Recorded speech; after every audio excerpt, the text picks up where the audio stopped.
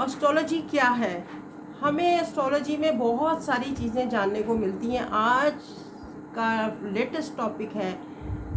बहुत सारे क्वेश्चंस आते हैं, बहुत सारी क्वेरीज आती हैं, कॉल्स आती हैं कि मैम हमें बताएं हमारी शादी क्यों नहीं हो रही।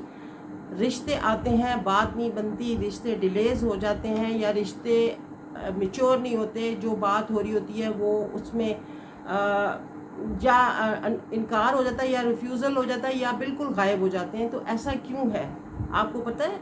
ये एस्ट्रोलॉजी हमें हेल्प करती है, हमें बताती है कि आपके बर्थ चार्ट में आपके कौन से प्लैनेट की वीकनेस की वजह से आपकी शादी मैच्योर नहीं हो रही। इसमें आपका मार्स, आपका वीनस एंड आपका जुपिटर, ये हमें देखना होता है। इस सब को जानने के लिए आप हमारा चैनल सब्सक्राइब करें, एस्ट्रोलॉजी बाय अंजुम खान।